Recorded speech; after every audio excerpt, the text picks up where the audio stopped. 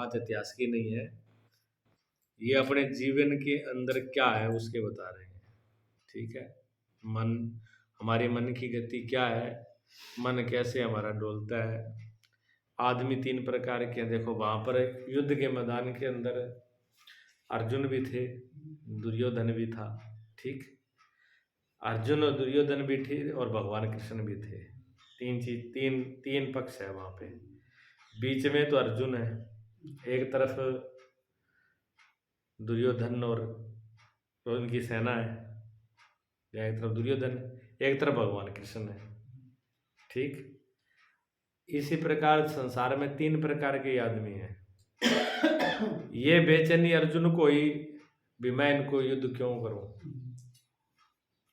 मैं युद्ध क्यों करूं, मैं क्यों मारूं, मैं हिंसा क्यों करूं, दूसरे को मारने से क्या मिलेगा, क्या फायदा होगा। ये घबराहट बेचैनी अर्जुन को ही, ये बात अर्जुन पूछ रहा है।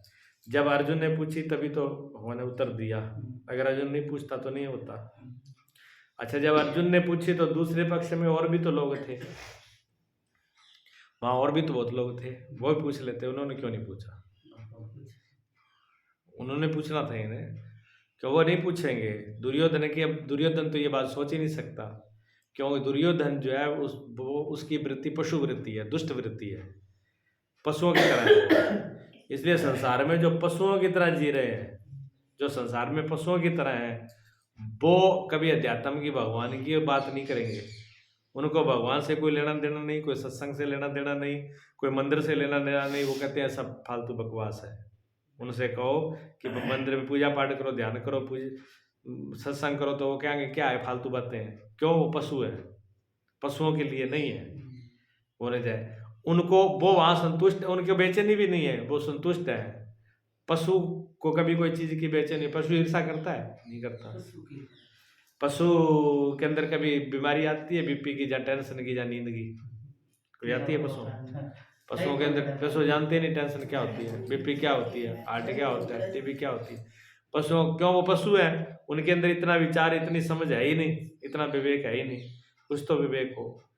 जहाँ तो मस्त वो रहता है जो पशुओं की तरह रहे, मूर्खों की तरह रहे। मूर्ख हो, पशु, वो रहेगा बस बिना कोई फिक्र नहीं।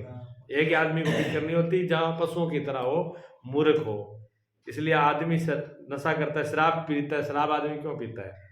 शराब पीने के पीछे कारण ये होता है, शराब पी करके वो सब कुछ पशु बन जाता है, मूर्ख हो जाता है, दिमाग काम नहीं करता, उसे अकल काम नहीं करती।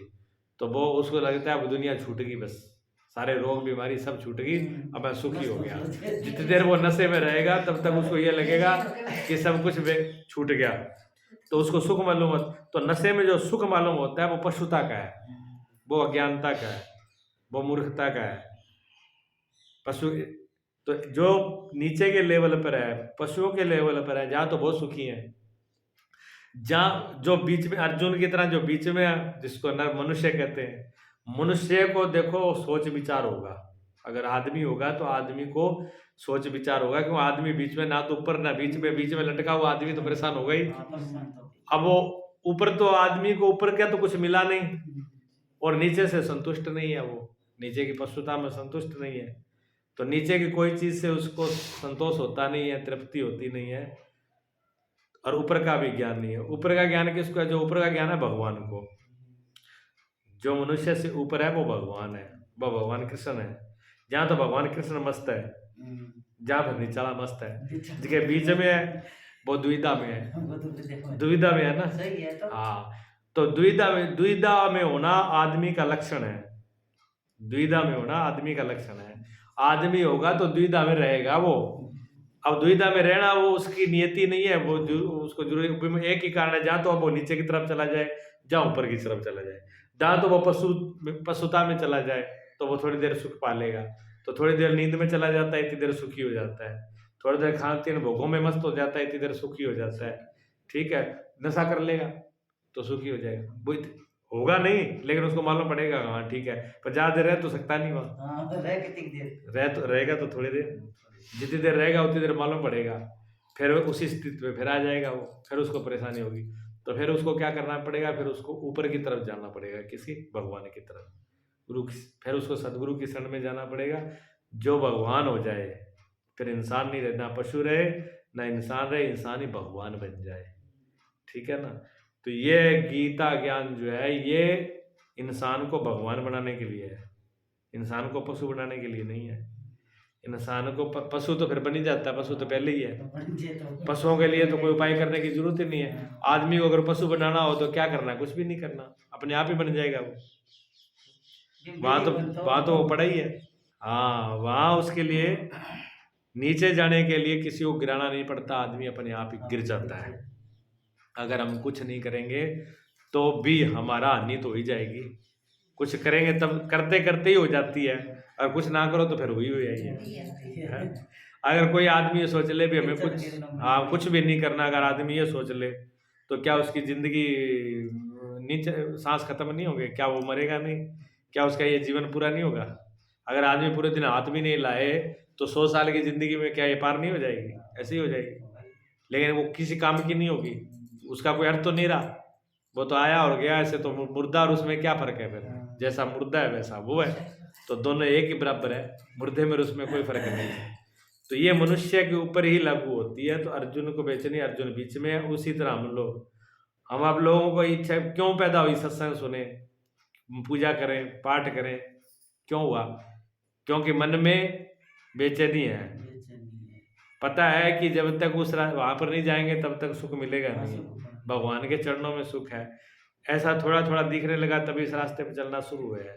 और जिनको ये नहीं दिखता क्या वो करेंगे? नहीं करेंगे। वो बहुत से लोग हैं जो घर परिवार में से में कमाई में धन दौलत, ऐसे बहुत से लोग हैं।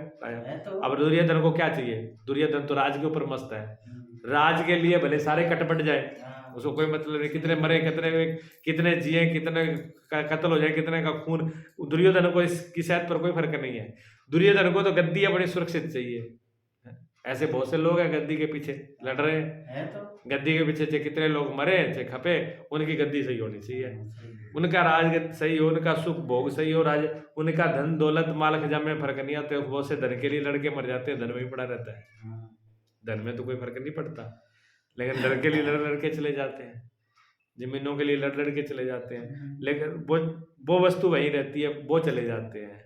तो जो ऐसे लोग हैं वो तो दुनिया में बहुत हैं, उनको ये बात कभी ख्याल में ही नहीं आती कि हमको इससे भी आगे कहीं जाना है। जो आदमी फिर क्या, जो आदमी उसमें आ गया, इससे आगे कुछ है, आगे तो पहुंचा नहीं, वापस भी वो जाना नहीं चाहता, वो बीच में अर्जुन की तरह फिर उसको बेचैनी होती है मैं अब क्या करूं। ठीक है ना। अब दोनों को समझता है, मान लो दो चीज लड़ रही हैं, दो पक्ष है, ये दो हाथ है, ये दो हाथ है, एक मित्र है एक दुश्मन है, मित्र अलग है दुश्मन अलग है। अगर ये दो ही होते, तीसरा इनमें ना होता समझने वाला, तो फिर ये दो एक इधर हो जाता है, एक उधर हो जाता, बात खत्म हो जाती है। लेकिन तीसरा है बीच में, तीसरा बीच में जो समझ रहा है, हमारे मन की बेचैनी को समझने वाला भी कोई है कि नहीं है? हमारा मन बेचैन होता है तो उसको समझने वाला भी कोई है, अंदर ही बैठा है, वो समझ रहा है ना, वो तीसरा है, वो समझने वाला, उस तक हमको पहुंचना है। इसलिए परवाह ना करे तीसरा व्यक्ति इधर युद्ध की मतलब संघर्ष की, दुनियादारी की परवाह ना करे। दुनियादारी में क्या हो रहा है, क्या बन रहा है, क्या बिगड़ रहा है, क्या अच्छे हैं क्या बुरे हैं, क्या मित्र है शत्रु है, वो उसमें रह करके भी ये समझ ले कि मुझे तो उस तक पहुंचना है, तब वो पहुंचेगा।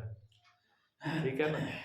हाँ, अगर अर्जुन छोड़ना चाहता, अर्जुन कहे कि मुझे युद्ध नहीं लड़ना, ऐसा चाहता भी तो भगवान उसको न ले जाते, लेकिन उसने सबसे पहला जो उसके अंदर मोह पैदा हुआ था ना, बीमारी खड़ी हुई थी, वो यहाँ से हुई थी कि ये सारे अपने हैं, मेरे हैं, इन मेरों को मैं क्यों मारूं, चक्कर यहाँ से खराब हो गया था। अगर वो ये कहता ना, अर्जुन ये कहते भगवान से कि मैं तो भी किसी का कत्ल नहीं करूंगा, चाहे मित्र हो चाहे दुश्मन हो, मैं किसी को गला क्यों घोटूं, किसी पर तीर नहीं चलाऊं, आज के बाद अपने तो किसी को मारेंगे नहीं, चाहे जीव अच्छा हो चाहे बुरा हो, लेकिन जीव हत्या करना पाप है, मैं नहीं करूंगा किसी। तो भगवान कहते ठीक है छोड़ तू जा, लेकिन ऐसा नहीं कहा, उसने कहा कि मैं अपनों को क्यों मारूं। तो भगवान ने कहा बीमारी तो ये है मेरे वाली ये मेरे वाली है, जब तक अगर मेरे नहीं होते तो जरूर मार देता ही है, अब मेरे वाला तो नहीं मार रहा, तो जहाँ मेरा आता है वहाँ हिंसा शुरू हो जाती है। मेरा जहाँ हम कहते हैं ना ये मेरा है, वहाँ पर उस पर हम कब्जा करना शुरू कर देते हैं। जिसको मेरा कहना शुरू कर देते हैं, ये चीज मेरी है, फिर उस पर कब्जा करेंगे। पति कहता है पत्नी मेरी है, फिर वो पति चाहता है कि पत्नी जी मैं को नहीं करनी चाहिए, ठीक है ना। और पत्नी भी ये चाहती है पति मेरा है तो मेरी आज्ञा में चले, ठीक है ना। हाँ, तो फिर वो मेरे पन से फिर क्या है कि दूसरे को फिर वो क्या करते हैं, शासन करते हैं। ये शासन करना हिंसा है, शोषण हो जाता है, हिंसा हो जाती है। हाँ, सहज जो सहज स्वभाव हो, जहाँ प्रेम का संबंध होता है, कर्तव्य का संबंध होता है, वहां शोषण नहीं होता।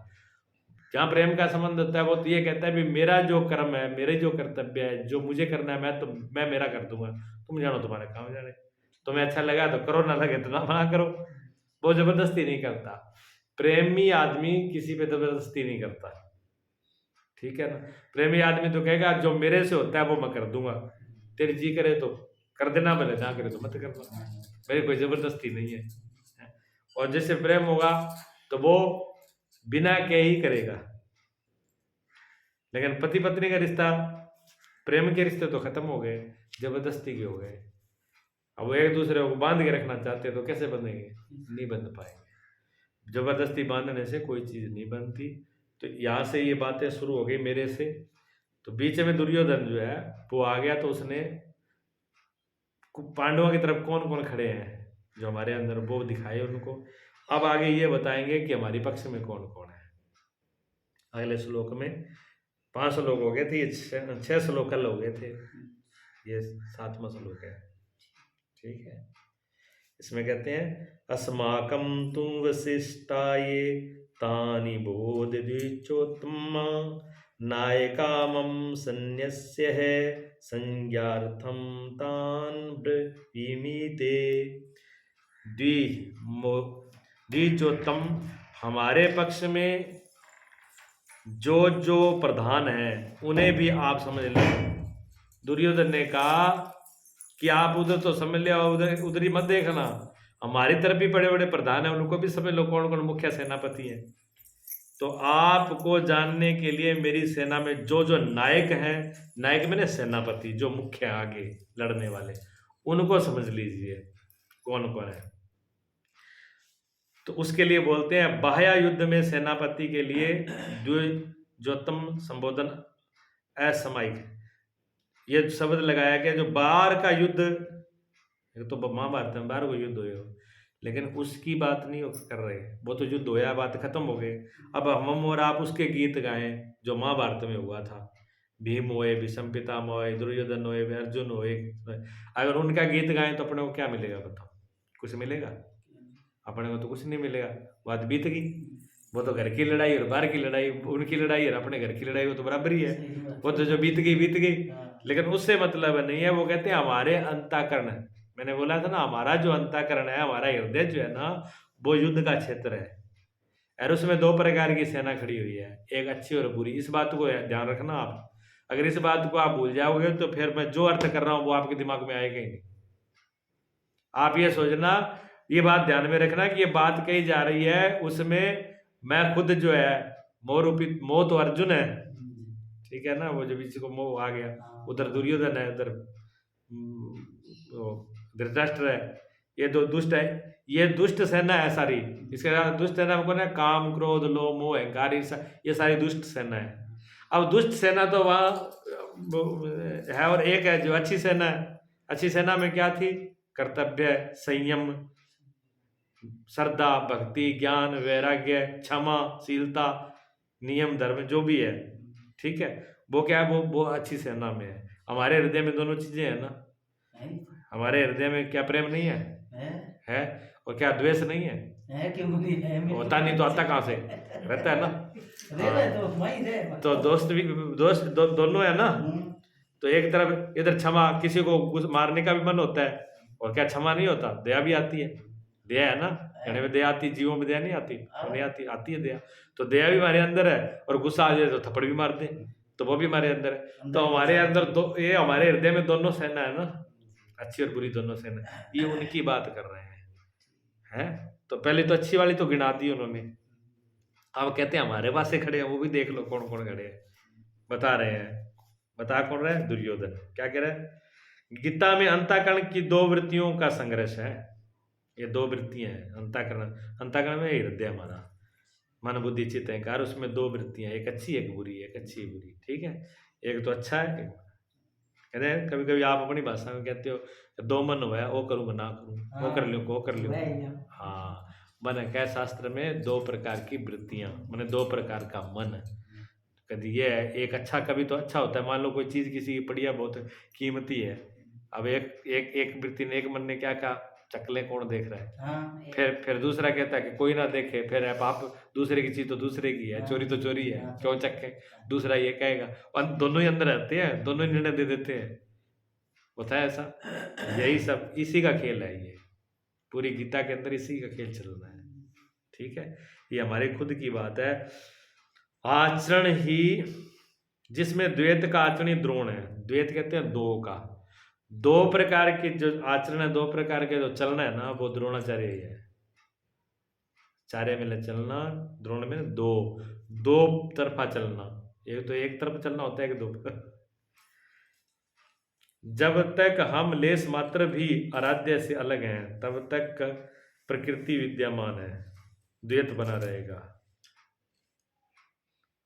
जिसकी हम पूजा करते हैं, जिसको हम मानते हैं, जहाँ जिस सत्ता को हम चाहते हैं, यानी परमात्मा को हम सब लोग चाहते हैं, और परमात्मा से थोड़े भी जब तक हम दूर हैं, तब तक हम दो हैं। यहाँ तो एक हो जाए,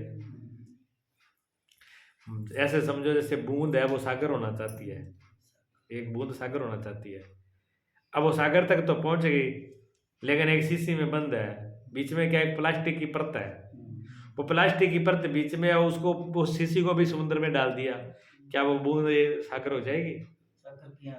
जब तक वो प्लास्टिक की परत बीच में है, तब वो बूंद ही रहेगी, और जब वो बीच वाले पर्दा हट जाए, फिर वह बूंद एक हो जाएगी ना। बस ये जीव ऐसा ही है, जीव भगवान के साथ एक होना तो चाहता है, जब तक इसमें पर्दे हैं, परता है बीच में, किसी काम करो लो मेरे तेरे की मोह ममता है, ये मोह ममता जब तक है तब तक उसे एक होने नहीं देती, तब तक ये क्या बना रहता है? द्वैत। दो दो हो गया ना। द्वैत, द्वैत में दो होते हैं। द्वैत शब्द जो है संस्कृत और हिंदी का है, लेकिन आपकी भाषा में दो मान लो, ठीक है, दो हो जाना, एक एक और दो, द्वैत शब्द में ना दो। तो दो हम कब हो गए? जब हमारे बीच में भगवान है और हमारे बीच में पर्दा हो गया। हाँ, पर्दा अगर कपड़े का होता, कंध का, दीवार का होता, मिट्टी का होता, तो तोड़ ताड़ के एक तरफ कर देते, लेकिन पर्दे बड़े बरीक है, ममता के पर्दे हैं, मोह के पर्दे हैं।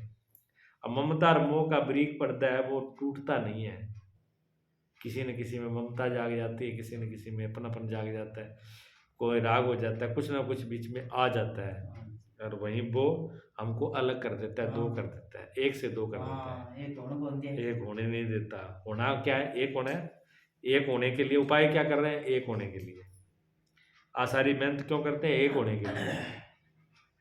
पूजा पाठ ध्यान पूजा क्यों करते हो? भगवान से मिलने के लिए करते हो, दूर होने के लिए?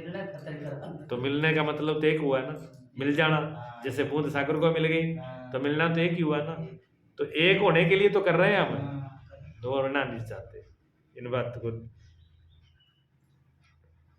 द्वैत बना रहता है। इस दी पर जय पाने की प्रेरणा प्रथम गुरु द्रोणाचार्य से मिलती है। इस पर जय पाने, विजय प्राप्त करनी है, इस पर विजय प्राप्त करनी है। दुर्योधन को क्या करना है? विजय प्राप्त करनी है, जीतना है, जीतना है।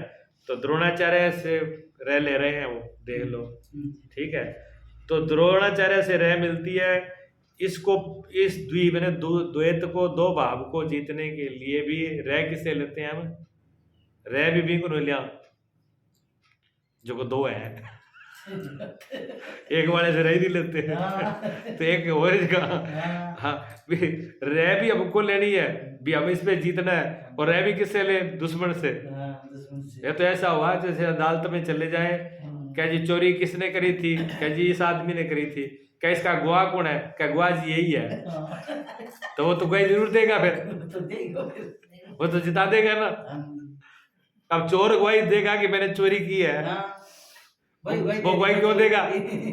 अब वो विजय प्राप्त करना चाहता है और गया किसके पास है? द्रोण, द्वैत के पास है, द्रोण के पास। विजय प्राप्त करने के लिए अगर दो पर विजय प्राप्त करनी है तो एक के पास जाना पड़ेगा। अर्जुन किसके पास गया? एक के पास, कृष्ण के पास गया।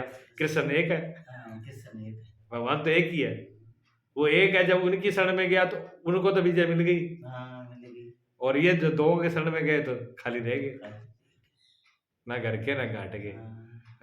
इतने धोबी को कुत्ता घर न घर का न घाट का, इन्ने जत वो कौन मिला, इन्ने जत वो मिला। थारी भाषा में क्या क्या? दो घराओं बटाऊ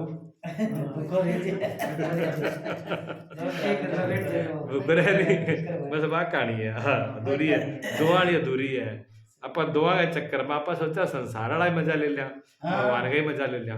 दुआ में को नहीं हुआ, या तो संसार का हो गया या पर भगवान का हो गया। और वही संसार ने पहला संसार इकट्ठो कर लिया। अपन सोचा है पहले संसार इकट्ठा हो जाए फिर भगवान तो पा ही लेंगे, भगवान तो अपने घर का ही है। तो वो संसार के चक्कर में वो और छूट जाता है। तो अधूरी शिक्षा ही पूर्ण जानकारी के लिए प्रेरणा प्रदान करती है। अधूरी शिक्षा ही पूर्ण जानकारी के लिए प्रेरणा प्रदान करती। जो अधूरी शिक्षा होती है, कोई चीज का अधूरा ज्ञान हो तो फिर उससे क्या आता है? अधूरे ज्ञान से फिर यह शिक्षा मिलती है कि अधूरा ज्ञान उसको खटकने लगता है कि बात की पूरी जानकारी मिले। इतनी बात तो ध्यान पर तो अधूरी है बात, तो मन में ये आएगा ना बात पूरी की जानकारी हो, तभी दिमाग में संतोष होता है। हाँ, तो अधूरी जानकारी जब तो थोड़ी कोई चीज की जब थोड़ी जानकारी मिल जाती है तो फिर अंदर से एक जिज्ञासा, एक इच्छा पैदा होती है कि इसकी पूरा इसका पता लगाएं क्या बात है। और जिसको बिल्कुल ही बात का पता ना हो तो उसका मन भी नहीं होता, तो कुछ ना कुछ बात जान ले। वह सूर्य सूचक संबोधन है।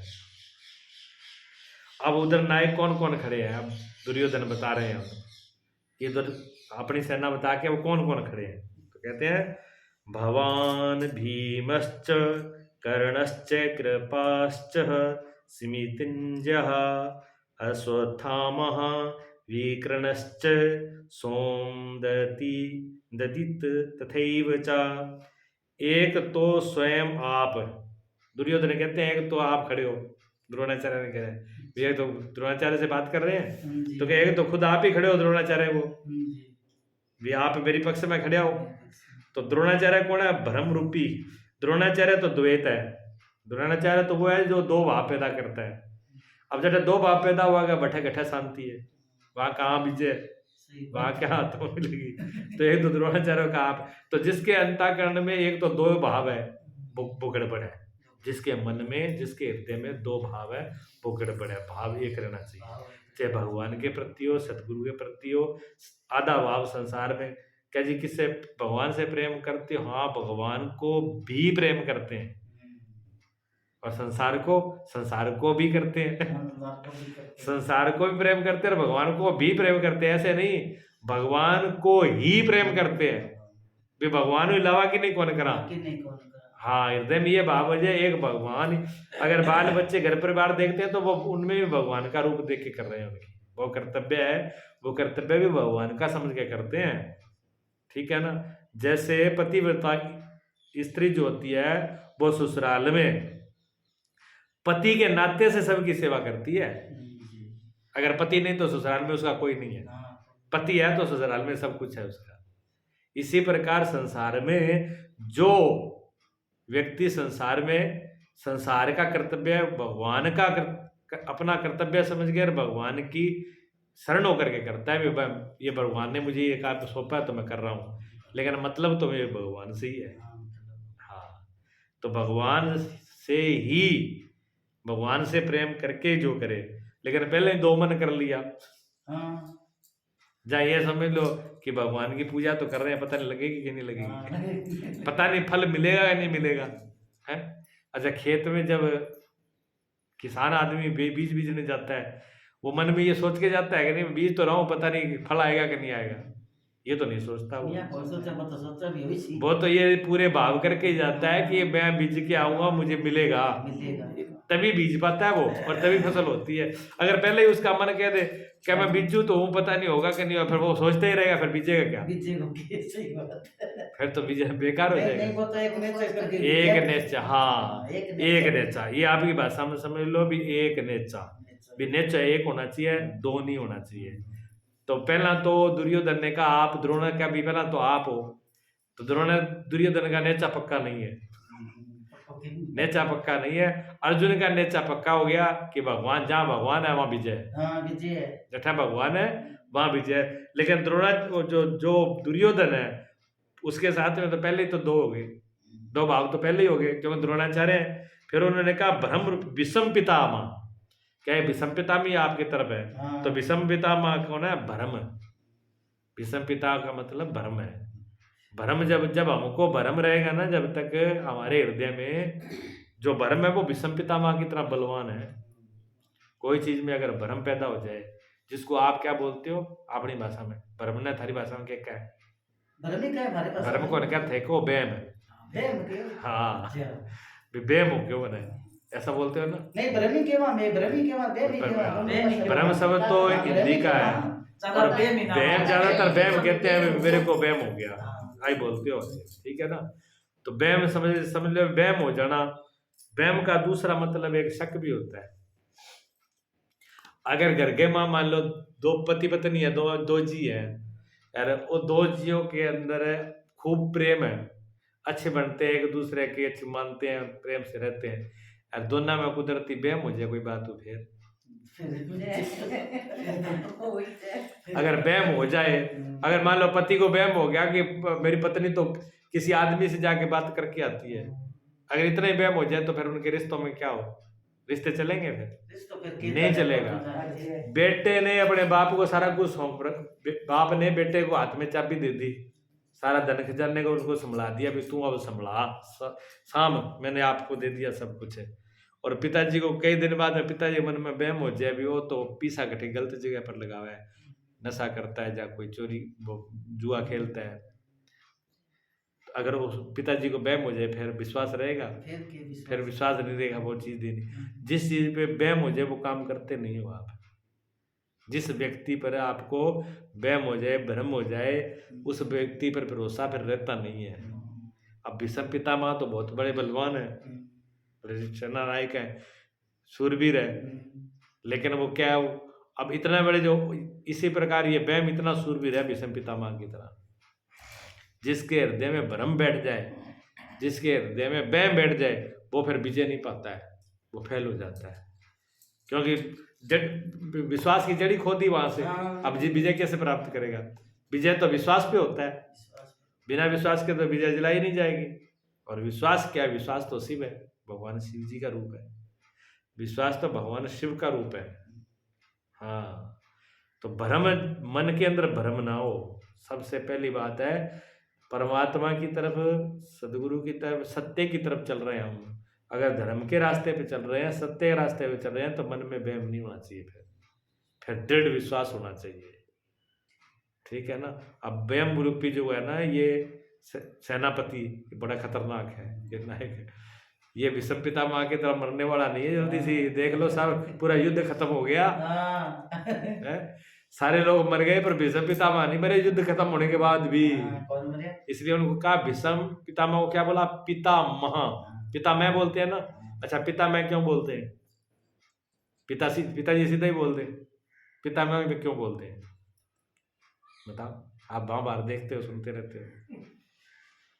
भीष्म पितामह को पांडव लोग जब वो कहते हैं, कौरव कहते हैं, तो भीष्म पितामह कहते हैं। भीष्म पितामह तो क्या नहीं? हाँ, पिता के जो पिता हो, पिता के पिता मैंने दादा, दादा को भीष्म पितामह बोला जाता है भाषा में, शास्त्रीय भाषा में दादाजी को पितामह बोला जाता है। दादाजी तो बतावा अभी वहां पे देखा। हाँ, तो पितामह मैंने दादाजी होता है, आई समझ में? हाँ, बाप का भी जो बाप हो, हाँ, बाप का भी बाप को पितामह बोला जाता है। ये तो ये भ्रम क्या है? बाप का भी बाप है, सारा मर जाए फिर भी शरीर छोड़ता ही है, पता नहीं किसको कब पैदा हो जाए। भ्रम का क्या है? पता नहीं कब पैदा हो जाए, और भ्रम पैदा हुआ तो सारा काम बिगड़ा। इसलिए इसका ध्यान रखना है ये हृदय के अंदर, ठीक है। ये गीता है, ये भाई ऊपर से कहानियां नहीं, ये अंदर की हमारी कहानी पे चलती है, ये देखने में। भ्रम इन विकारों का उद्गम है। जितने भी विकार उत्पन्न होते हैं फिर भ्रम से होते हैं। अगर वहम हो गया तो फिर गुस्सा भी आएगा, फिर ईर्षा भी होगी, फिर जलन भी। अच्छा इसने मेरे साथ धोखा किया, फिर कितनी बातें खड़ी होंगी, हाँ होगी तो होगी ना। एक बेम का एक बेम का कितनी बात हुई, एक बेम का प्रेम कारण। श्रद्धा विश्वास सब चले जाएंगे, वहां पर सारा पासा ही दूसरा हो जाएगा। तो एक भ्रम से फिर अनेक विकार पैदा हो जाते हैं। अंत तक जीवित रहता है, और ये बहुत लास्ट तक जीवित रहता है। ये विषमता में लास्ट तक रहे ना, ऐसे ये भ्रम में भी लास्ट तक जीवित रहता है। इसलिए ये भी सारों का दादा है, ये भ्रम ना सारों को दादो मान लो। हाँ, ये पीढ़ी है जो शुरू होती है। हाँ जी। इसलिए अब रिश्तों में हो, चाहे भगवान के साथ रिश्ता हो, चाहे गुरु के साथ रिश्ता हो, चाहे परिवार के साथ हो, उसमें वहम और भ्रम नहीं होना चाहिए, सच्चा रिश्ता होना चाहिए, तब सच्चाई पर पहुंचते हैं। परमात्मा के लिए तो बिल्कुल भी हृदय में अगर थोड़ा सा भी दिक्कत है, थोड़ा सा भी हमने भ्रम किया है, तो समझ लो गड़बड़ है। परमात्मा के रास्ते में थोड़ा सा भी भ्रम काम नहीं करेगा, और ये लास्ट तक रहता है, जल्दी से मरता नहीं है। विश्वास नहीं करना इसके ऊपर समुचित। मान लो आपने बहुत श्रद्धा विश्वास से किया काम, भगवान की पूजा करी, बड़ी श्रद्धा विश्वास हो करी, और मन में ये था कि भगवान मेरे घर में सुख शांति रखेगा, कुछ नहीं बिगड़ने देगा, और घर में कोई घटना घट गई तो क्या कहोगे, मैं तो इतनी पूजा करी थी भगवान की, मेरे तो एक ही नहीं सुनी, तो भ्रम पैदा हो गया ना। ये भ्रम पैदा हो गया। ये भ्रम पैदा होते ही फिर भगवान से दूर कर देगा, भगवान के बीच में दीवार कर देगा ये। और बहुत लोगों को ऐसा होता है, बहुत लोगों को अगर पूजा पाठ कर रहे हैं, खूब श्रद्धा कर रहे हैं, और किसी के घर में कोई मृत्यु हो गई, जवान बेटा या बेटी खत्म हो गई, तो ले उसी दिन भगवान को बाहर फेंक देंगे। हाँ, इस पे क्या कहेंगे, मैंने तो इसकी इतनी पूजा करी है, क्या काम आया। तो भगवान ने ये थोड़ी कहा था भी मेरी पूजा कर रहा है तो था घर में कोई नहीं मरेगा। भगवान ने ये ठेका तो लिया नहीं भी आपके घर में मौत होगी नहीं। भगवान तो कहते हैं मेरी पूजा करोगे तो मरकर मेरे पास आ जाओगे। भगवान वो तो ये कहता है भी मरोगे तो मेरे पास चले आओ, मेरे घर में मेरे धाम में तुम्हारा स्थान है। भगवान तो ये कहते हैं कि मर के दूसरी जगह नहीं जाओगे, मेरे पास आ जाओगे। हाँ, और आप कहोगे हम तो भगवान की पूजा इसलिए करेंगे, हम मरे नहीं, तो भगवान कहते हैं ये तो प्रकृति के वर्कलाप है, मेरे विधान से ही वर्कलाप है, बताओ। अब कोई आदमी नौकरी लग जाए और वो कहे जी मैं तो रिटायरमेंट होना ही नहीं, मैं तो हमेशा के लिए नौकरी पे रहूंगा, लेकिन प्रधानमंत्री कहे कि कोई बात नहीं, रिटायरमेंट तो तू होगा, पर रिटायर होने के बाद में तू मेरे साथ रहेगा, मेरे घर पे तो तेरा सारा प्रबंध होगा। अब प्रधानमंत्री जिसको अपने घर पे रख के सारा प्रबंध करे, खाने पीने का, लेने देने का, फिर जरूरी उसको नौकरी करनी है। सही बात है। लेकिन आदमी तो ये सोचता है कि मुझे भगवान ने सब कुछ ऐसे रखे। नहीं, भगवान कहते हैं मेरी पूजा करोगे तो मेरी शरण में आओगे, लेकिन संसार का विधान होगा, संसार वाले विधान के ऊपर मत अड़ेका मत डालो आप, ये परमात्मा का बनाया हुआ विधान है। तो सैया पर अचेत, देखो सैया पर अचेत था फिर भी जीवित था, ये है भ्रम रूपी विषम, ऐसा ये भ्रम ऐसा है भी सैया के ऊपर अचेत पड़ा था फिर भी जीवित पड़ा था, बाणों से लता पड़ा थे। हाँ, ऐसे भ्रम इतना खतरनाक है। भ्रम अंत तक रहता है, इसी प्रकार विजातीय कर्म रूपी कर्ण, दूसरे जो विजातीय कर्म जो हमको कर्म नहीं करना चाहिए, जो काम हमारे लिए है ही नहीं, वो हम काम करें, कहते उसी का नाम कर्ण है। जो कर्ण खड़ा है विपक्ष में, कर्ण का मतलब होता है विजातीय, अपनी जो कर्म हमें बताया शास्त्रों में उससे अलावा कर्म करना, वो भी खतरा। जो विधान शास्त्रों में बताया गया कि ये कर्म हमको करने से बंधन का कारण है, दुख का कारण है, पाप का कारण है, उस कर्म को हमें नहीं करना चाहिए। आई समझ में भी हमको बताया कि चोरी नहीं करना चाहिए, झूठ नहीं बोलना चाहिए, निंदा नहीं करनी चाहिए, दूसरे की चीज को नहीं चुराना चाहिए, दूसरे से ईर्षा नहीं करनी चाहिए, ये शास्त्रों ने बताया और हम ये करें तो कैसे पार पड़ेगी, फिर तो जिंदगी। तो कर्ण जो है, कर्ण इसी का नाम है। कर्ण भी क्या कम योद्धा था, कर्ण भी बहुत बड़ा योद्धा था। तो उल्टे कर्म भी करनी है, उल्टा कर्मों से आदमी छूट पाता है, बहुत छूटता है, औखा है। जो रास्ते में पड़ जाए वो उसमें पड़ जाता है। संग्राम विजयी कृपाचार्य है, जो संग्राम को विजय दिलाने वाले हैं वो कृपाचार्य है। और साधनावस्था में साधक द्वारा कृपा का आचरण ही कृपाचार्य है। जब आदमी साधना करता है, साधना करने का मतलब जो भगवान की तरफ चलने वाले जो नियम करता है उसको साधन कहते हैं। जैसे आपको अभोर जाना है तो अभोर जाओगे तो किसी साधन से जाओगे ना, चाहे मोटरसाइकिल हो, बस हो, गाड़ी हो, वो साधन हो गया। इसी प्रकार अब हमको परमात्मा की तरफ जाना है तो परमात्मा की तरफ जाने के लिए तो मोटरसाइकिल कार तो काम करेगी नहीं। क्या करेंगे? भजन, कीर्तन, ध्यान, संयम, श्रद्धा, हृदय साफ, निर्मल मन, निर्मल बुद्धि, अंतःकरण पवित्र हो, परमात्मा उसी को तो शरण में लेगा। तो ऐसे ही जो साधन करता है वो कृपा का आचरण है, वो अपने आप ही कृपा कर रहा है। भगवान कृपा धाम है और प्राप्ति के पश्चात संत का भी वही स्वरूप होता है। भगवान कृपा के धाम है, भगवान सब पे कृपा ही कृपा करते हैं, कोई भी हो। भगवान किसी को भी कष्ट नहीं देते, सब पे कृपा करते हैं। जो भी उधर देख लेता है, जो भी उनकी शरण में हो जाता है, जो भी एक कदम चलता है और जो नहीं चलता, अच्छा जो भगवान की पूजा पाठ नहीं करते हैं, भगवान को नहीं मानते और भगवान को गालियां देते हैं, क्या भगवान उनका अन्न जल पानी बंद कर देते हैं? हवा भी उनको मिलती है, सूर्य वो। तो भगवान कितने कृपालु है। भगवान इतने कृपालु है कि जो उनको गाली दे उन पे भी कृपा। उनको भी ये नहीं कहते कि आज तेरा अन्न जल पानी बंद है, ना सूर्य तुझे दिखेगा, ना हवा तुझे मिलेगी, ना खाने को कुछ मिलेगा। अगर ऐसे करते फिर तो सारे सुधर जाए।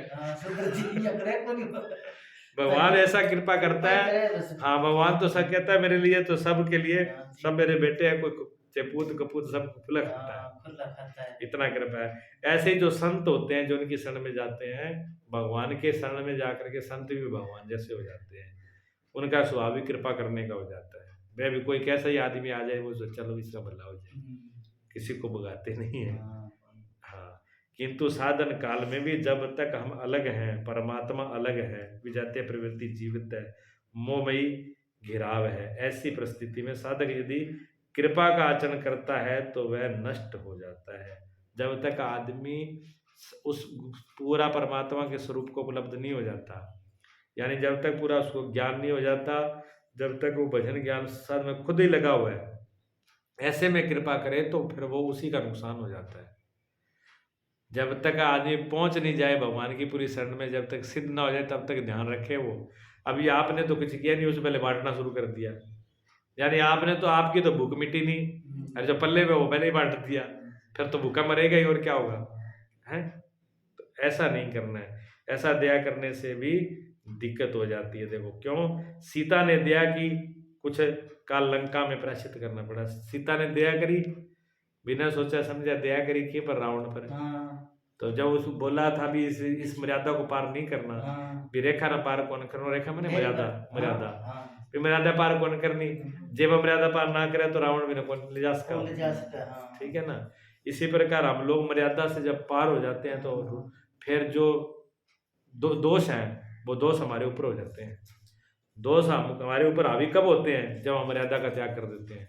अगर मर्यादा में रहें तो कोई दोष हमारे ऊपर हो ही नहीं सकता। आ सके कोई? अब मान लो कि गाल काटनी, किसी को बुरा भला करना है, किसी को गाली निकालना हो, बुरा भला कहना हो, तो पहला मर्यादा हमारा जाना पड़ेगा। नहीं मर्यादा में रहेंगे कैसे गाली निकाल दोगे आप? मर्यादा में रहेंगे तो गाली नहीं निकलेगी। अगर मर्यादा का ध्यान रहेगा तो 4 बार सोचोगे भी गाल क्या में करना है। बेटा मर्यादा पार हो जाती है। अगर किसी की चोरी करनी हो, अगर मर्यादा में रहेंगे तो चोरी हो जाएगी? नहीं होगी। मर्यादा में रहेंगे तो चुगली भी नहीं होगी, निंदा भी नहीं होगी। मर्यादा रहेंगे तो कोई भी बुरा कर्म नहीं कर पाएंगे। ठीक है ना। तो ये मर्यादा की रेखा जो साधन है वो अगर उस मर्यादा में है तो रेखा में बंधा हुआ है तो उसका पतन नहीं होगा। अगर वो उससे छूट गया तो उसका पतन हो जाएगा, मतलब गिर जाएगा। ये जरूरी है, सारी चीजें सोच के चलना चाहिए। विवेकान इसी प्रकार जो रिद्धि सिद्धि योग शास्त्र में भी लिखा है, जब कोई साधन भजन ध्यान करता है उसको रिद्धि सिद्धि हो जाए, नाम होने लगे, बड़ाई मिलने लगे तो समझ लेना चाहिए, थोड़ा सचेत हो जाना चाहिए ये नीचे गिराने वाली चीजें हैं। ज्यादा बढ़ाई भी आदमी की नीचे गिरा देती है। हाँ, किंतु कैवल्य प्राप्ति के लिए उतनी बड़ी विघ्न है जितना काम, क्रोध, लोभ, मोह इत्यादि। तुलसीदास जी कहते हैं जो रिद्धि सिद्धियां पैदा हो जाती हैं वो भी उतना ही विघ्न पैदा करती है जितनी काम, क्रोध, लोभ, मोह करता है। वो भी साधक के लिए नीचे गिराने वाली है और सिद्धि भी बनाने वाली है। अंदर अच्छाई के गुण कई बार और उसी के आदमी रम जाए तो वो भी गिरा देता है। छोरत ग्रंथि जान खगराया, विघन अनेक करें तब माया। रिद्धि सिद्धि प्रेम प्रेरे वो भाई, बुद्धि लोभ दिखावे आई। जब कोई परमात्मा के रास्ते पर जाता है ना तो कहते हैं रिद्धि सिद्धि बहुत सी आके खड़ी हो जाती है और उसकी बुद्धि को लोभ दिखाती है तो कहाँ जा रहा है, वापिस आ जा। वापिस आ जा तो है। संसार की कहानी ऐसी है, जब परमात्मा की तरफ जाओगे तो निरे फिर माया खींचेगी, वहां कहाँ जा रहे हो, इधर आ जाओ। जब ध्रुव प्रहलाद तपस्या करने लगे, ध्रुव जी जाने लगे तो देखो कहते बेटा ना जा, राज आपको आधा राज आज ही दे देंगे। ध्रुव ने कहा कि नहीं, जब एक कदम आगे बढ़ाया तो आधा राज मिल रहा है तो आगे जाके पता नहीं क्या मिलेगा। ध्रुव का मतलब हमेशा के लिए, आज भी ध्रुव तारा है ना, हमेशा के लिए अमर राज कर दिया भगवान ने उसका। बाकी तो चले गए सब कर करके। माया अनेक विघ्न करती है, माया से सावधान। ये रिद्धियां प्रदान करती है, यहाँ तक कि सिद्ध बना देती है। ऐसी अवस्था काल में साधक बगल से निकल भर जाए, मरणासन रोगी भी जी उठेगा, वह भले ही ठीक हो जाए किंतु साधक उसे अपनी देन मान बैठे तो नष्ट हो जाएगा। कई बार संत महापुरुष इस रास्ते पर चलते हैं जहाँ भगत हो, कोई पूजा पाठ करते हैं तो उनकी कृपा से किसी कोई रोगी ठीक हो गया, कोई कुछ ठीक हो गया। अगर उसने अपना मान कर लिया भी मैंने ठीक किया है तो वो नष्ट हो जाएगा। वो भगवान का ही है, भगवान पे छोड़ देना चाहिए। भजन चिंतन का कर्म अवरुद्ध हो जाएगा और व्यक्ति व्यक्ति प्रकृति का बहुमूल्य हो जाएगा। भजन चिंतन तो छूट जाएगा और उसमें फंस जाओगे, उल्टा हो जाएगा। तब कहते हैं दया करो तो सोच समझ के करो, दया बिना संत कसाई, और दया करी तो आफत आई। बिना दया का तो संत कसाई है। वो तो गुरु जी कहते थे बिना दया का तो संत कसाई है, और दया करी तो फिर आफत झेलने खातर तैयार हो जाओ। आफत भी तैयार है तो कहते हैं दया सोच समझ के करनी चाहिए, विचार करके करनी चाहिए। कई जगह ऐसी दया कर लो आपके ऊपर ही आ पड़े, फिर कठिनाई हो जाएगी। इस प्रकार आसक्ति रूपी अश्वत्थामा है। जो कौरवों की सेना में अश्वत्थामा है ना, अश्वत्थामा का नाम सुना है आपने?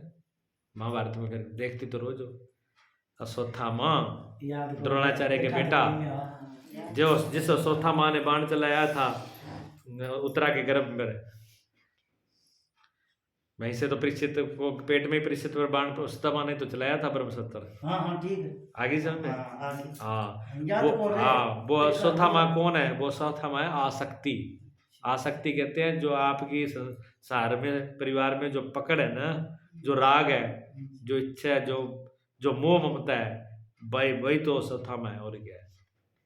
वो पकड़ के रखता है, वो छूटने नहीं देता। सृष्टि में कहीं भी वस्तुओं में लगाव भी आ सकती है। इस संसार की सृष्टि में जहाँ जहाँ लगाव है वो आ सकती है। इसलिए संसार में लगाव काबू करना, नहीं तो अश्वत्थामा की तरह फिर बड़ा बलवान है ये भी। द्वैत का आचरण द्रोणाचार्य, द्वैत ही आसक्ति का जन्मदाता है। द्रोणाचार्य किसके, अश्वत्थामा किसके बेटा थे? द्रोणाचार्य के। जब द्रोणाचार्य के बेटे द्रौपदी के 5 पुत्रों को इन्हें तो मारा था, अश्वत्थामा ने तो मारा था। द्रौपदी के 5 बेटे जो लास्ट में मारे थे युद्ध होने के बाद, सोते हुए गला काट के ले गया था, वो अश्वत्थामा ही तो ले गया था। लेकिन ये किसका पुत्र था? द्रोणाचार्य का। द्वैत, 2 भाव से ये पैदा होती है आसक्ति।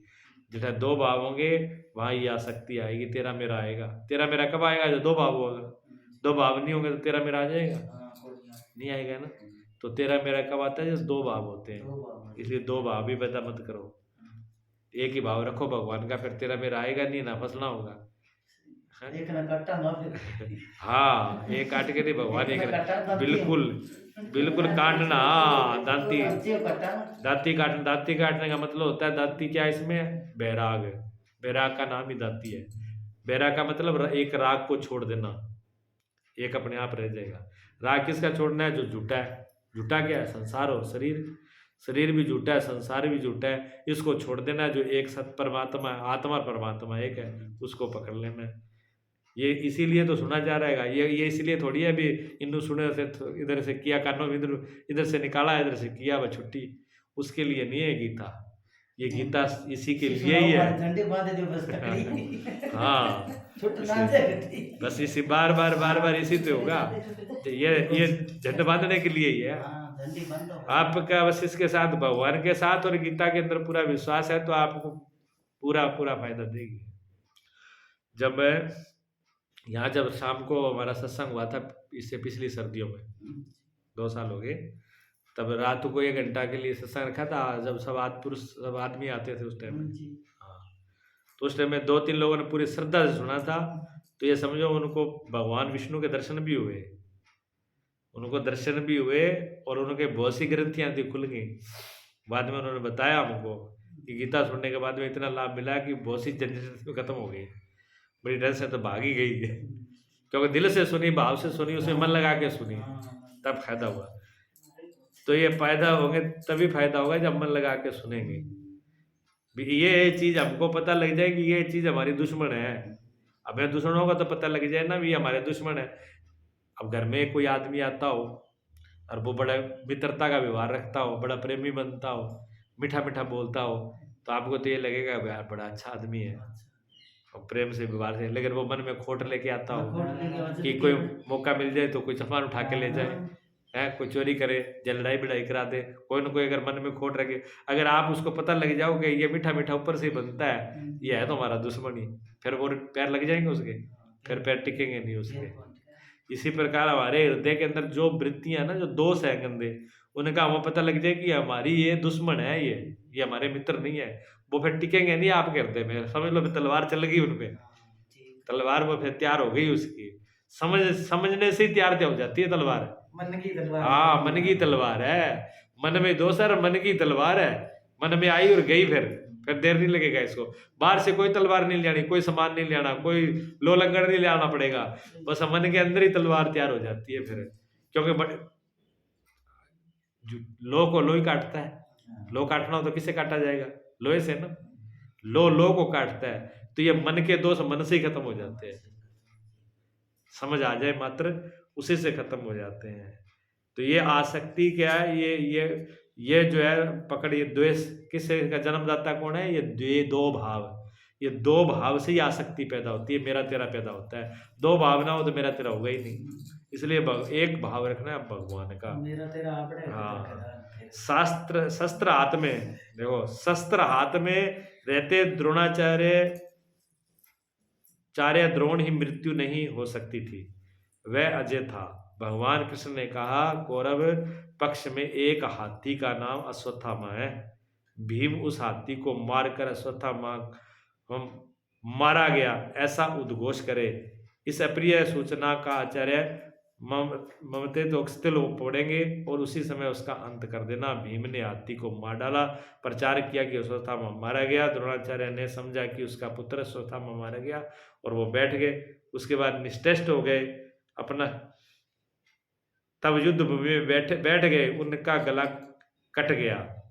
पुत्र में अत्यंत आसक्ति उनकी मृत्यु का कारण बनी। द्रोणाचार्य इतने बड़े योद्धा थे, देख लो, द्रोणाचार्य को कोई नहीं मार सकता था, ऐसा आशीर्वाद था उनको, ऐसा वरदान था। ठीक है नहीं? तो भगवान ने क्या कहा, ऐसे नहीं मरेगा ये।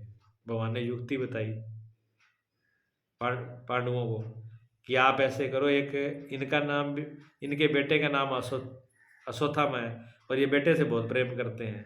अगर इनको ये खबर मिल गई नहीं भी इनका बेटा मरा, मार दिया गया, तो फिर ये धनुष बाण नीचे गिर देंगे, फिर इनका गला फाड़ देना। तो ऐसे ही किया फिर युद्ध के अंदर। तो एक अश्वत्थामा हाथी का नाम था। तो जल्दी मारे, रात मारे आता, रात चलना रही है। हाथी जब था उसमें, तो उस हाथी का भीम ने वध कर दिया और घोषणा कर दी अश्वत्थामा मारा गया, अश्वत्थामा मारा गया। पर ये कौन मारा गया ये नहीं पूछा, कौन मारा गया। तो द्रोणाचार्य को समझा दिया गया कि आपका बेटा मारा गया। तो उन्होंने धनुष बाण गिर दिए। तो भगवान ने कहा गर्दन बाण के पास से करो, ये फिर तंग करेगा।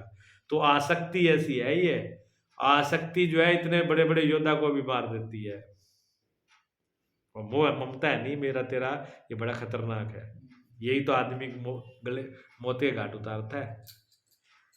इससे बचत उसी ये अंतिम क्षण में वादा रूप विद्यमान रहता है। ये लास्ट तक ये टांग अड़ाता है, वादा करता है, नुकसान करता है। विकल्प रूपी विकर्ण साधन की उन्नत अवस्था में विशिष्ट कल्पनाएं उठाने लगती है। विकल्प रूपी विकर्ण, उसमें जो विकर्ण जो होता है वो क्या है? विकल्प। विकल्प किसको कहते हैं? एक तो है संकल्प और एक होता है विकल्प। संकल्प तो ये होता है कि मुझे आज ये काम करना है, बस वो निश्चित है, फिर वो काम कर देगा। विकल्प का मतलब है क्यों करूं, फायदा होगा घाटा होगा, ऐसे मत्थे ही मारना है, आना है जाना है। अब जब ये विकल्प शुरू हो गया तो समझो पार पड़ेगी नहीं उसकी, अब वो बीच में छोड़ेगा उसको। विकल्प जो है उस काम को पूरा करने नहीं देता, उसमें अनेक शंका पैदा करेगा। क्यों करूं, क्या होगा फायदा, घाटा है नफा है, मत्था बचाई फालतू छोड़ पर चलो छोड़ दिया, रट्टा खत्म। विकल्प जो है ऐसा होता है, इसलिए विकल्प नहीं करना चाहिए। जिस रास्ते पर आप चल रहे हो उसमें विकल्प नहीं होना चाहिए कि इसके करने से क्या होगा। दृढ़ संकल्प है भी ये करना ही है और मुझे यहाँ पहुंचना है, इसको संकल्प कहते हैं। तो विकल्प नहीं, मन में संकल्प विकल्प होने लगता है स्वरूप के प्रति। साथ भगवान की ओर से कौन कौन सी सिद्धियां अलौकिक शक्तियां प्रदान की जाएंगी, भगवान के चिंतन के स्थान पर विभूतियों का चिंतन होने लगता है। कहते हैं जब आदमी ध्यान करता है, पूजा करता है, पाठ करता है भगवान का, अब जाना ध्यान तो उसको भगवान में लगाना चाहिए, मन तो भगवान में लगाना चाहिए, पर भगवान की जो शक्तियां हैं विभूतियां हम उनमें ध्यान लगाने लगेगा। भगवान से क्या मिलेगा? धन मिलेगा, संपत्ति मिलेगी, रिद्धि सिद्धि मिलेगी, सुख मिलेगा, परिवार मिलेगा, ये सोचने लगता है बैठ के। तो ये विकल्प हो गया। ये विकल्प है, ये विकल्प नहीं करना, एक ही संकल्प करना है, सिर्फ भगवान का ही चिंतन हो, ठीक है।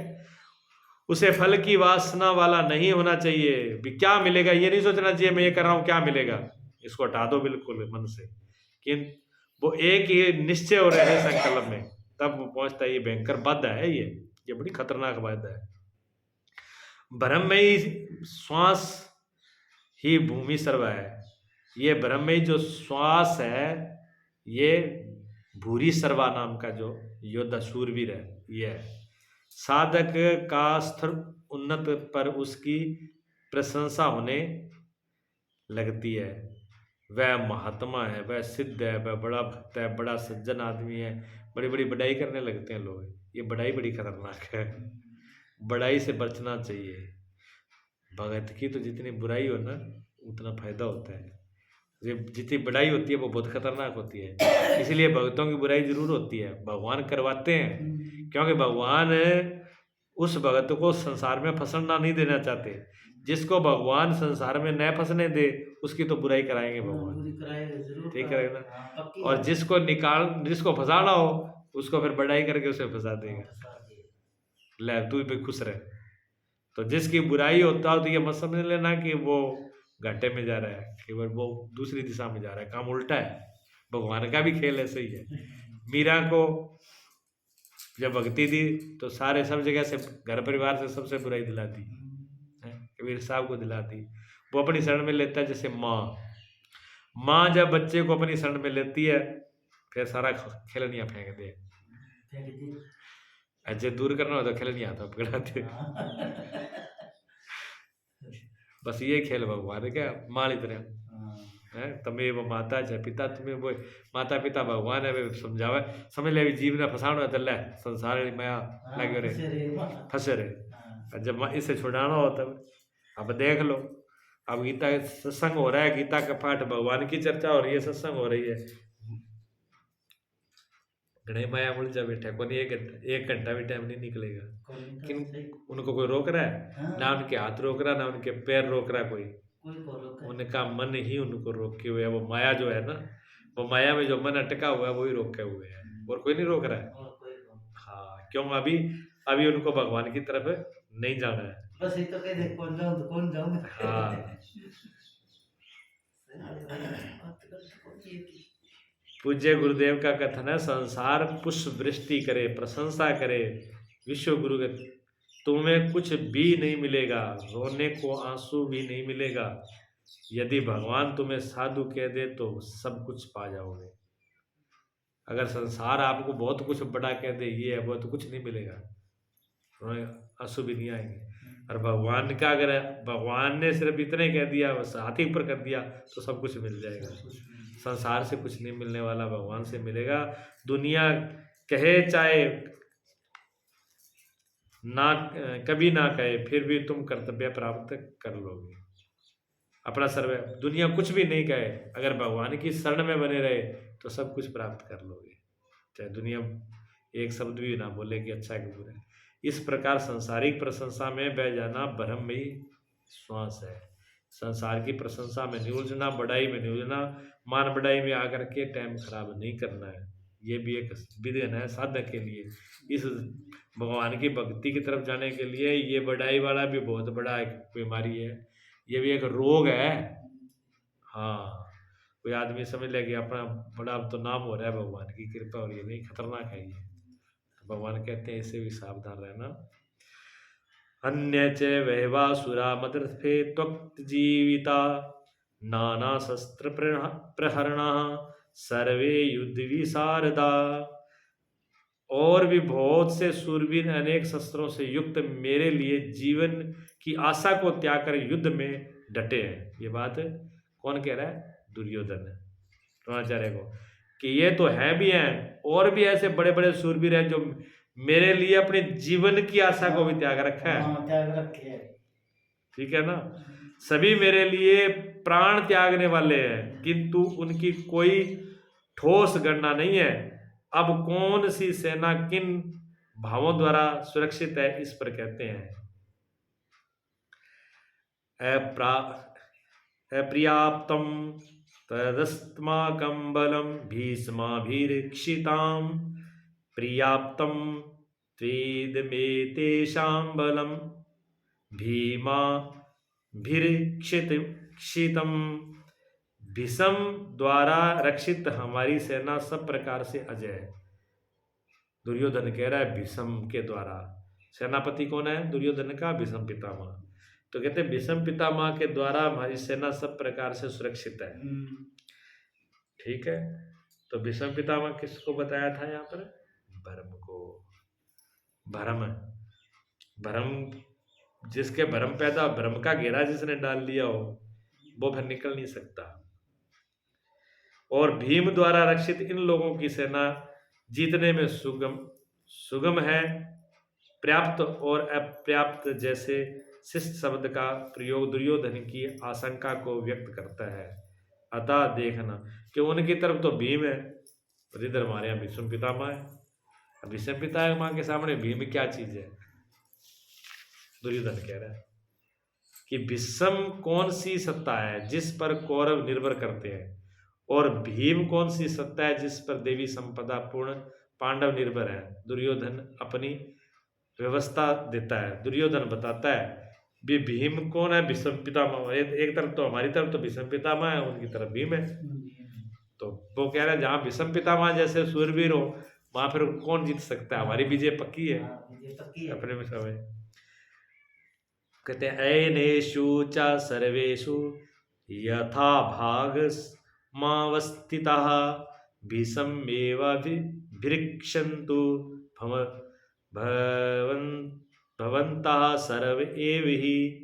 इसलिए सब मोर्चों पर अपनी अपनी जगह स्थित रहते हुए आप लोग सब के सब भीष्म की ही सब और रक्षा करें। दुर्योधन सबको कहते हैं कि आप अपनी अपनी जगह पर खड़े हो जाओ और सब प्रकार से भीष्म पितामह की रक्षा करो। भीष्म पितामह, सेनापति को कुछ नहीं होना चाहिए। सेनापति हार गया तो फिर सब हार जाती है। यदि भीष्म जीवित हैं तो हम सब अजय हैं, फिर हमको कोई मारने वाला नहीं है। इसलिए आप पांडवों से न लड़कर केवल भीष्म की रक्षा करें। तो कहते हैं आप पांडवों से नहीं, आप भीष्म की रक्षा करें, पांडवों लड़ने की जरूरत नहीं है। कैसा योद्धा है भीष्म, जो स्वयं अपनी रक्षा नहीं कर पा रहा। कहते हैं वो योद्धा भी कैसा है जो अपनी रक्षा नहीं करे, वो फिर योद्धा क्या है? उसको सेनापति बना दिया, और दुर्योधन कहते हैं सेनापति की रक्षा करो, तो फिर वो सेनापति बनाया ही क्यों? इतना कमजोर है तो। जो अपनी रक्षा नहीं कर पाए फिर दूसरे की क्या क्या करेगा वो। यही करेगा। हाँ, कौरवों को उसकी रक्षा व्यवस्था करनी पड़ रही है। ये कोई बाह्य योद्धा नहीं है, भ्रम रूपी ही विषम है। ये भ्रम है अंदर है। जो मोह है ना, वो मोह रूपी राजा क्या कह रहा है कि ये जो अंदर भ्रम है ना, ये बचा ये बना रहे। जब तक भ्रम बना रहेगा तब तक अपनी विजय है, तब अपने को कोई हटाने वाला नहीं। अगर भ्रम वाला गड्ढ टूट गया ना, फिर काम खराब है। जिसका भ्रम टूट जाता है उसमें फिर मोह उनकी सारी सेना गई। मोह ममता अहंकार राग द्वेष सब चले जाएंगे। फिर कोई दोष अंदर रहेगा नहीं, क्योंकि जितने भी दोष रहते हैं वो किसके सिर पे रहते हैं? भ्रम के सिर पे रहते हैं। और भ्रम, सबसे बड़ा भ्रम क्या है पता है आपको? सबसे बड़ा भ्रम क्या है? सबसे बड़ा भ्रम यही है कि मैं जीव हूं, मैं जन्म में मरने वाला हूं, मेरा जन्म होता है, मेरी मृत्यु होती है, मैं सुखी दुखी होता हूँ, मैं सुख भोगता हूँ, मैं दुख भोगता हूँ, मैं ये शरीर हूँ, मेरा जन्म होता है। ये भ्रम ही तो है, क्योंकि ना तो आपका कभी जन्म होता, ना आपकी कभी मृत्यु होती, ना आप ये शरीर हो। शरीर तो बाद में आया, बीच में रहेगा, फिर बाद में चला जाएगा। ना पहले था ना बाद में है। माँ के पेट से पहले शरीर नहीं था, और जब ये मृत्यु में चला जाएगा तब भी शरीर नहीं रहेगा। मरने के बाद भी शरीर छूट जाएगा, यानी शरीर अलग हो जाएगा, आप अलग हो जाओगे। तो बीच बीच में ही तो है ये साथी शरीर। लेकिन इसको जो बीच बीच का साथी है, जैसे रास्ते पर जा रहे हैं, जाना तो कहीं है, बीच में कोई रास्ते पर राहगीर मिल गया, अब राहगीर मिल गया, उसके साथ दोस्ती डाली, अब घर बार को तो सबको भूल गए, उस रास्ते वाले राहगीर को सब कुछ मान लिया, मेरे पक्का कर लिया। तो ये भ्रम हो गया कि नहीं हो गया? हाँ, तो ये शरीर भ्रम है। सारा से बड़ा भ्रम यही है कि ये शरीर तो राहगीर था, थोड़ी देर का संसार में मिला था। किसके लिए मिला था? अच्छे कर्म करने के लिए मिला था, पूजा पाठ के मिला। इसको तो साथी बना लिया पूरा, इसके तो पक्के हो गए, और जो हमारा है उसको हम भूल गए। और इसके साथी और जो थे, जब इसको बना लिया तो इसके साथ वाले फिर मेरे रिश्तेदार पैदा कर लिए, अब उसी में उलझ गया है। यह भ्रम है। भ्रम है कि मैं जीव हूँ, भ्रम का टूट जाना। मैं जीव नहीं, मैं शिव हूँ, मैं परमात्मा। मैं तो एक उसी परमात्मा का रूप हूँ। मेरे और परमात्मा में कोई फर्क नहीं है, क्योंकि मैं उसका रूप हूँ। बूंद चाहे छोटी है देखने में, लेकिन है तो वो सागर की, है तो जल ही ना। जल से अलग तो नहीं किया जा सकता। कहने का नाम बूंद है तो वो जल ही ना, और वो जल जब सागर में मिल जाएगा तब सागरी तो होगा। तो इसी प्रकार ये जीव देखने में छोटा सा लग रहा है, लेकिन ये अलग है, जब जीव लग रहा है ये, जब उसके साथ मिल जाएगा तो ये वही है। इसलिए हम महापुरुषों को, गुरुओं को क्या कहते हैं? भगवान कहते हैं। गुरु को भगवान क्यों कहते हैं? गुरु भगवान होते हैं, वो शरीर है, अंदर से उन्होंने परमात्मा के साथ एक हो गए। वो एक हो गए तो वो भगवान हो गए। हमको भी वही होना है, जो रास्ते गुरुओं का है वही रास्ते हमें चलना है, उसी के लिए ये है। तो ये भ्रम, ये अलग किसने किया? भ्रम ने किया। भगवान से हमको अलग किसने किया? भ्रम ने किया। तो भ्रम खतरनाक है ना? खतरनाक है। हाँ, बहुत खतरनाक है। इसलिए इस भ्रम को सबसे पहले, और दुर्योधन ने जो मोह है वो क्या कह रहा है कि इस भ्रम को बचा के रखना, इस पे आंच नहीं आनी चाहिए, क्योंकि जब तक ये जिंदा है भ्रम, तब तक अपनी सेना जिंदाबाद है, जीत है, सेना सुरक्षित है ना, फिर कोई दिक्कत है नहीं। ये विषय, जब तक भ्रम जीवित है तब तक विजातीय प्रवृत्तियां कौरव अजय हैं। जब तक भ्रम रहेगा तब तक दूसरी जो दोष है वो सारे के सारे दोष रहेंगे। कब तक रहेंगे? जब तक भ्रम है। अगर भ्रम हट जाए तो ये भी हट जाएगा। अजय का ये अर्थ नहीं है कि जिसे जीता ही ना जा सके, बल्कि अजय का अर्थ है दुर्जय, जिसे कठिनाई से जीता जा सके। जब तक भ्रम रहेगा तब तक जीतना बड़ा कठिन है, इतना आसान नहीं है। अगर भ्रम का गढ़ जीत लो तो बाकी सारे दोस्त तो फिर जीत ही जाओगे। एक भ्रम का गढ़ अगर जीता जाए तो आप ये सोचो, जो भ्रम वाला गढ़ है अगर वो खत्म हो जाए, भी मैं तो ईश्वरी, मैं तो भगवान का ही रूप हूँ, अगर इतनी बात समझ में आ जाए तो फिर कोई दोस्त आप पे मार कर लेगा? फिर कोई राग का, मोह का, ममता आपको बांध के रख लेगी? या कोई नहीं रख पाएगी ना। तो सबसे बड़ा तो गढ़ जो है विषम पितामह रूपी गढ़ वो भ्रम है। और भ्रम को कौन तोड़ता है? भ्रम को भगवान तोड़ते हैं। भ्रम का गढ़ कौन तोड़ते हैं? भगवान। भगवान क्या है? सदगुरु। ये गीता ज्ञान, भ्रम किसको हुआ? अर्जुन को हुआ। तो किसने तोड़ा? भगवान ने। भगवान ने तो है? भगवान ही तो तोड़ेंगे। देख लो विषम पितामह सैया पर पड़े हुए हैं, पड़े हैं ना, बढ़िया। लास्ट टाइम तक सैया पर पड़े हैं, मरे नहीं, उनको कोई मार पाया? हाँ, कोई नहीं मार पाया। भ्रम ने कब कहा कब मरूंगा? भ्रम बोला, विषम पितामह बोले कि कब मरूंगा?